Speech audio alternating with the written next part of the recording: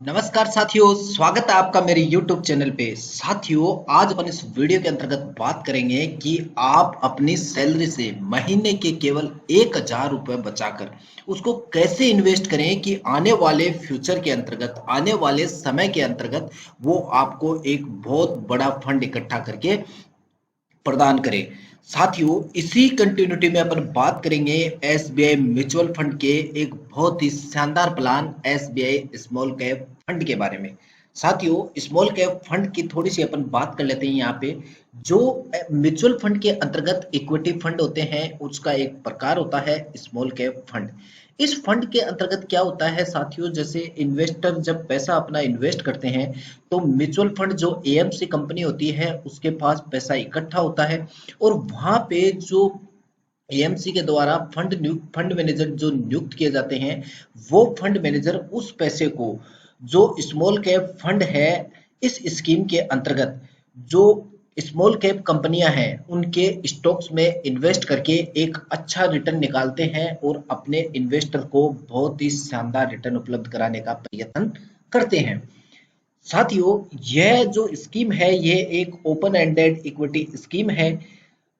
Open ended equity scheme क्या होती है? दो प्रकार की म्यूचुअल फंड के अंतर्गत दो प्रकार की इक्विटी स्कीम होती है। एक होती है ओपन एंडेड इक्विटी स्कीम, दूसरी होती है close ended equity scheme. Open ended equity scheme के अंतर्गत क्या होता है, आप कभी भी पैसा इन्वेस्ट कर सकते हो, जब आपकी मर्जी हो आप पैसा इन्वेस्ट उस फंड में कर सकते हो। क्लोज एंडेड स्कीम क्या होती है, उसके अंतर्गत कुछ समय के लिए एनएफओ मतलब न्यू फंड ऑर्डर, एनएफओ एक जो वर्ड यूज लिया जाता है स्टॉक मार्केट के अंतर्गत, म्यूचुअल फंड के अंतर्गत। तो जब न्यू फंड ऑर्डर होता है तो उसी टाइम आप उसमें पैसा इन्वेस्ट कर सकते हो। यह होती है क्लोज एंडेड स्कीम। तो एसबीआई स्मॉल कैप फंड है वो एक ओपन एंडेड स्कीम है, जब चाहे आप पैसा इन्वेस्ट कर सकते हो। यह फंड उन लोगों के लिए ज्यादा सुटेबल है जो एक लंबी अवधि के लिए पैसा इन्वेस्ट करना चाहते हैं। अपन मान के चलें तो 3 साल से ज्यादा जो लोग पैसा इन्वेस्ट करना चाहते हैं उन्हीं के लिए ये फंड सुटेबल रहेगा।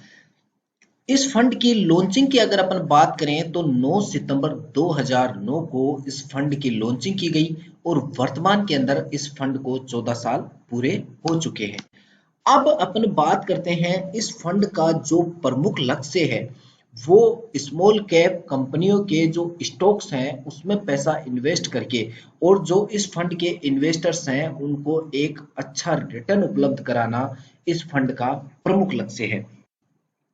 इसीलिए इस फंड का जो 65% हिस्सा है वो स्मॉल कैप कंपनियों के स्टॉक्स में इन्वेस्ट किया जाता है और जो शेष 35% हिस्सा है वो लार्ज और मिड कैप कंपनियों के अंदर इन्वेस्ट किया जाता है। अब अपन बात करते हैं इस फंड के परफॉर्मेंस की। इस फंड के परफॉर्मेंस की अगर अपन बात करें तो इस फंड ने जो पिछले 5 साल में जो रिटर्न दिया है वो 19.52% दिया है।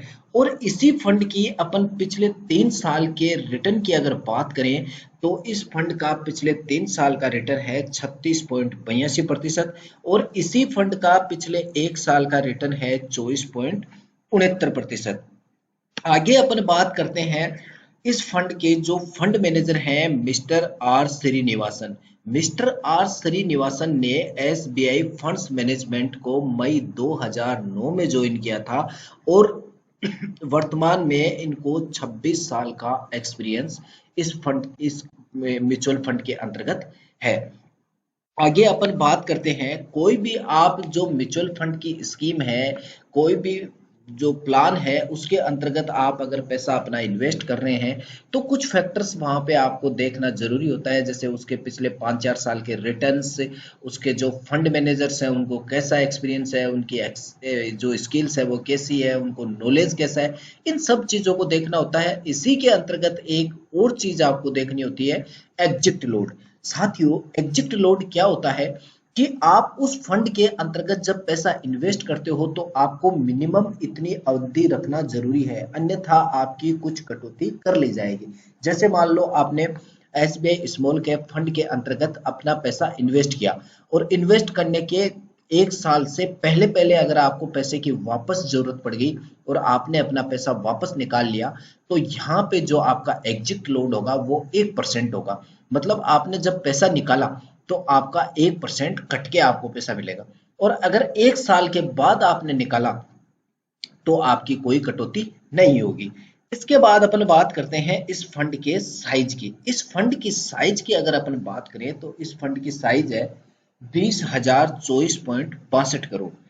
आगे अपन बात करते हैं जो इस फंड के अंतर्गत जब इन्वेस्टर्स अपना पैसा इन्वेस्ट करते हैं, तो जब म्यूचुअल फंड एएमसी के पास उसका पैसा इकट्ठा होता है तो वो कुछ कंपनियों के स्टॉक्स में पैसा इन्वेस्ट करती हैं। तो वो कौन कौन सी कंपनियां हैं, यहाँ पे मैंने आपको टॉप होल्डिंग्स दिखाई है।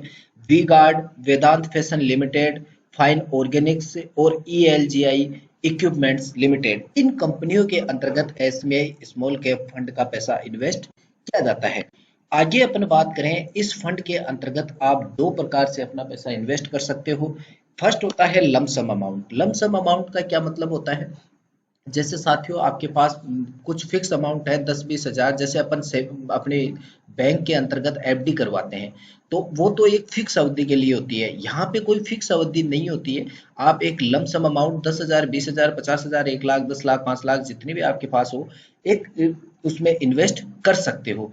और आपको जब भी जरूरत पड़े आप अपना पैसा वापस निकाल सकते हो। एफडी में ऐसी सुविधा नहीं होती है, वो आपको फिक्स अवधि के लिए करवानी पड़ती है। आप बीच में तुड़ाना चाहो तो आपको लॉस होता है। तो इसी प्रकार से आप लमसम अमाउंट इसमें एक जमा करके अच्छा रिटर्न प्राप्त कर सकते हो। दूसरा जो इसका प्लान होता है वो होता है एसआईपी, जिसको अपन सिस्टमेटिक इन्वेस्टमेंट प्लान बोलते हैं। इसके अंतर्गत क्या होता है, एक मिनिमम अमाउंट 500 रुपए जो इस फंड की डिसाइड की गई है एसबीआई म्यूचुअल फंड के द्वारा, आप महीने के 500 रुपए जमा करके इस फंड में इन्वेस्टिंग स्टार्ट कर सकते हो।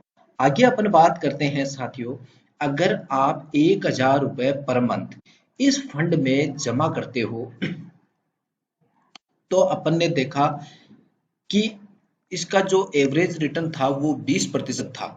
अब अपन 10 साल तक अगर इस फंड के अंतर्गत 1,000 रुपए मंथली अगर इन्वेस्ट करते हैं, जो आपका टोटल इन्वेस्टमेंट होगा वो 1,20,000 रुपए होगा।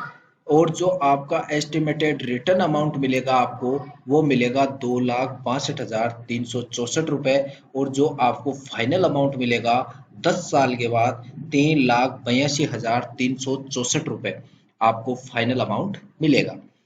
इसी अवधि को अगर आप 5 साल और बढ़ा दो और 15 साल तक आप इसी फंड में 1,000 रुपए मंथली इन्वेस्ट करते रहे, तो आपका जो टोटल इन्वेस्टमेंट अमाउंट होगा वो 15 साल में 1,80,000 रुपए होगा। और जो आपको एस्टिमेटेड रिटर्न अमाउंट मिलेगा वो 9,54,295 रुपए मिलेगा। और 15 साल के बाद आपका जो कंप्लीट पैसा फाइनल अमाउंट मिलेगी 11,34,295 रुपए मिलेगी।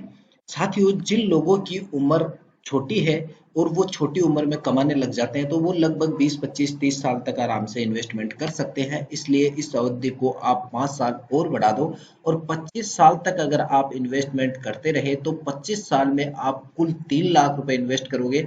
और इन 3 लाख रुपए पे आपको जो एस्टिमेटेड रिटर्न मिलेगा वो 83,26,708 रुपए मिलेगा। और आपको जो 25 साल के बाद फाइनल अमाउंट मिलेगा वो 86,26,708 रुपए मिलेगा। साथियों, यहाँ पे आपको समझ में आया होगा कंपाउंड इंटरेस्ट के कितनी अच्छी ताकत होती है कि आपको 3 लाख रुपए को 86 लाख रुपए में उसने बदल दिया। इसके आगे अपन बात करते हैं कि आप म्यूचुअल फंड के अंतर्गत कैसे इन्वेस्ट कर सकते हो। मैं आपको यहाँ पे बताना चाहूंगा कि म्यूचुअल फंड के अंतर्गत इन्वेस्ट करने के लिए आपको डीमैट अकाउंट कंपलसरी नहीं है। आप किसी भी वेबसाइट पे किसी भी जो म्यूचुअल फंड की स्कीम है उसकी वेबसाइट पे जाके भी डायरेक्ट इन्वेस्ट कर सकते हो, परंतु मैं आपको यहाँ पे सजेस्ट करूंगा कि आप जो डीमैट अकाउंट है वो ओपन करा के ही अपना इन्वेस्टमेंट स्टार्ट करें, क्योंकि यहाँ पे आप समय समय पे अपना जो गेन वगैरह है वो आराम से देख सकते हो। इसके लिए आपको डीमैट अकाउंट ओपन कराने के लिए आजकल बैंक में भी एजेंट बैठते हैं, वहां भी आप करा सकते हो। या बहुत सारे जो मार्केट के अंदर बहुत सारी कंपनियों के जो ब्रोकर्स बने हुए हैं, वहां भी आप अपना डीमैट अकाउंट ओपन करा सकते हो। अगर आप मार्केट में नहीं जाना चाहते और आप घर बैठे अपना डीमैट अकाउंट ओपन करना चाहते हो, तो आजकल बहुत सी कंपनियों ने अपने ट्रेडिंग ऐप लॉन्च कर दिए हैं, तो आप घर बैठे भी अपना डीमैट अकाउंट ओपन करा सकते हो। इसके बाद मैं यह साथियों आपको यहाँ पे एक बहुत ही महत्वपूर्ण सूचना देना चाहूंगा।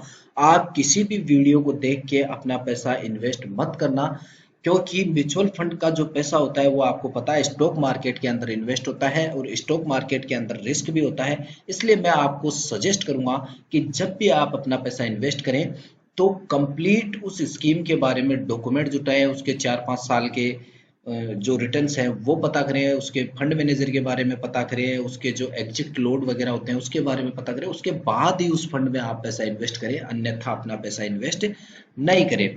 साथियों, मैं आशा करता हूं मेरा ये वीडियो आपको काफी अच्छा लगा होगा। मैं चाहूंगा ये मेरा वीडियो आप दोस्तों तक शेयर जरूर करें, मेरे चैनल को ज्यादा से ज्यादा सब्सक्राइब करें और मेरे इस वीडियो को ज्यादा से ज्यादा लाइक करें। और आपके एसआईपी या म्यूचुअल फंड से संबंधित कोई भी डाउट्स हो तो मुझे कमेंट करें, मैं आपके कमेंट का जवाब जरूर दूंगा। धन्यवाद।